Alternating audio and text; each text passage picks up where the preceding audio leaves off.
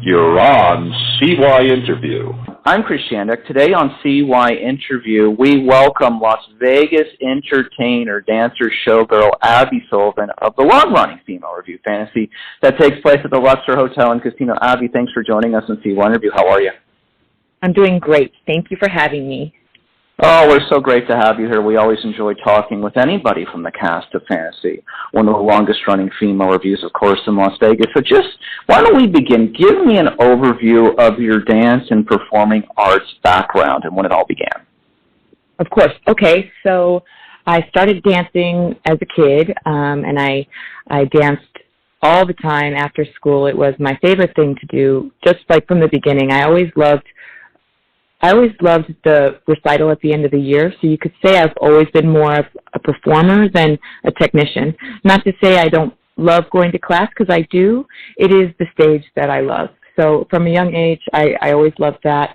And then after high school, I did go to college for dance at SUNY Fredonia, which is about 40 miles out of Buffalo, New York. And there I studied and received my Bachelor of Fine Arts in Dance, and I also did PR as well. I got a Bachelor's of Science in Communications. I did not obviously pursue communications, but I did do it. And then a year after that, so after college, I came home, and there aren't ample dance opportunities in Buffalo, but I did end up dancing for a lacrosse team as their little dance team during, the halftime and quarterly, and I loved that. That was a lot of fun for me. I loved being around the girls, and again, just being in the spotlight, loved that.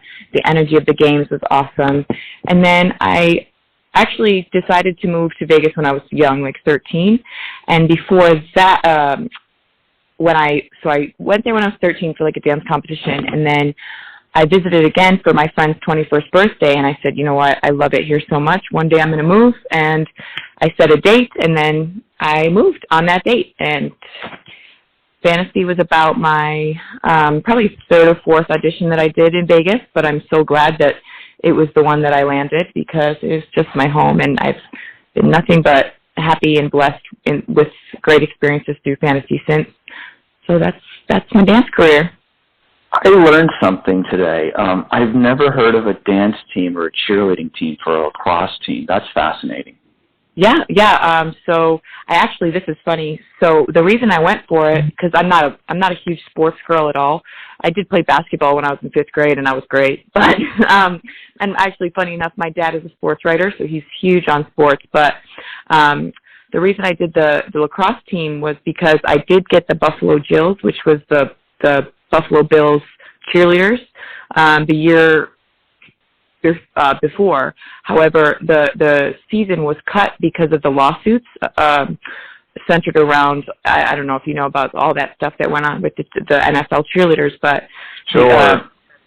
So I got my boots, I got my pom-poms, we were all set for the season, and then they cut it. It was pretty heartbreaking. So the Bandettes, which is the lacrosse team, was kind of the next best thing for me, and I ended up having a great experience with it. So it has been a few months now since you and your fellow castmates of Fantasy have returned to performing at the Luxor Hotel and Casino. What was it like to go back to performing after a pause? Well, there was 2 pauses, and it was amazing both times, because we were blessed. Other shows didn't reopen when we did, or the same time we did, and some still haven't reopened. So, of course, we were very excited. But everything was always fluid. We had to be ready for changes, and whatever we needed to do to stay safe and stay open, we did. And so we were just happy to be there, and whatever we had to do, we did. So I'm still happy and still glad. Cirque du Soleil is still not fully open. Only a couple shows have opened. They're rolling out slowly, so it's great. Have you noticed a difference in the response of the crowds and the audiences since you returned? Well, in the bigger theater, I'm sure we did open a bigger theater first. We definitely adjusted to the room when it was that room, because it was so much bigger, and they were farther from us. The stage was bigger. We had the masks on. It was just a little bit different. We didn't have our same small, intimate theater like we do now and did before.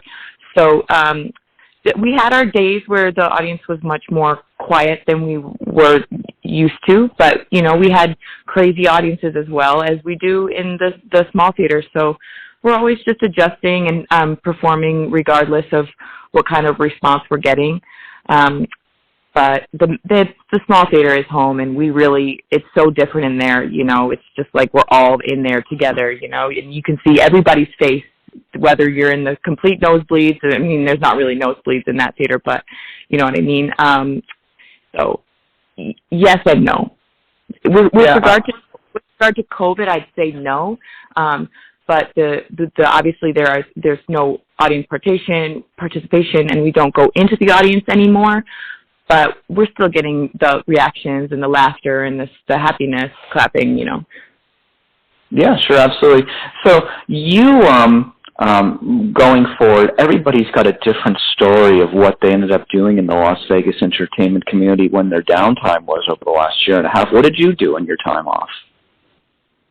I did a lot of working out, as always. I love fitness. It is my second passion after dance. So I was lucky enough to still have access to a gym. My friend has a private gym, so I did get to still train in a safe space.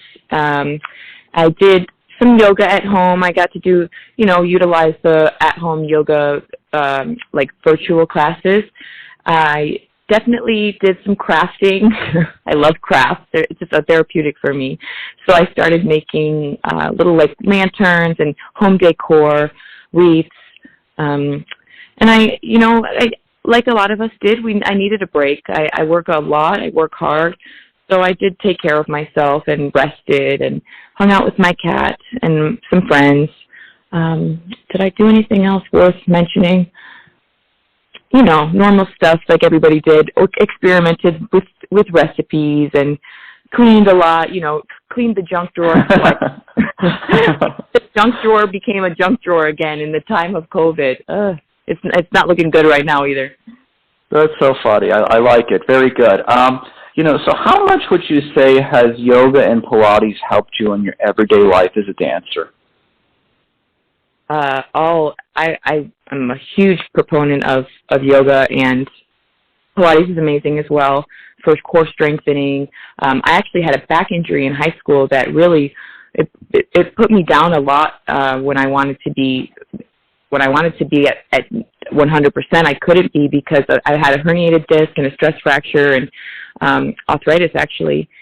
And you know, I was 17 years old with that, and I can honestly say that out of all the things that they did for me or prescribed to me, you know, physical therapy and rest or whatever, stretching, Pilates is the best thing for me because your low back is a lot of times vulnerable because your core is not strong or you're not holding your core the proper way. A lot of people have an arch in their low back, and that will cause pain.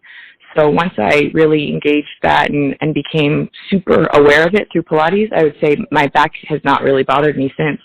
And then yoga, of course, the stretching, because I lift weights as well, which will tighten your muscles.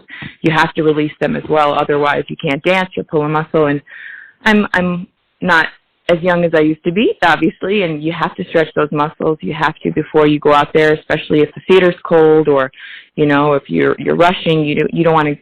You cannot get injured as a performer. So you have to do your due diligence to make sure that you're taking care of your body when you're dancing and when you're not. So I would definitely say that both yoga, Pilates, and fitness in general, becoming more aware of my body and how it works, because everybody's body is super different as well, you know, has been critical in, you know, the longevity and the quality of my career. Oh, no denying that. Very inspiring stuff, and it shows that you can push through and find a way to still have your dreams happen, even with the adversities that are in front of you. Absolutely. I'd love for you now, you know, going forward to tell me about, you know, I'd love to see artists such as yourself perform forever, but of course in life and so many things, everything doesn't last forever. So I've read that you'd like to pursue a career in nursing one day. Tell me about that. So with nursing, it's kind of always been in the back of my head. You know, I weirdly enough, when I used to get injured, you know, like cut my knee open doing something as a kid, I always kind of liked the hop, which is like weird. Interesting. No, it's not. You know, I liked the experience. I liked going there with my mom. I liked afterwards being, you know, resting and getting the treats afterwards. Like, I don't know, I've always liked it. And with COVID, we were all like, you know, thinking, oh gosh, what do we do? What if it doesn't come back? And so it really, it came to light that, you know, nursing is not going anywhere, and nursing is helpful always. And the other thing with it is, well, of course, love the human body.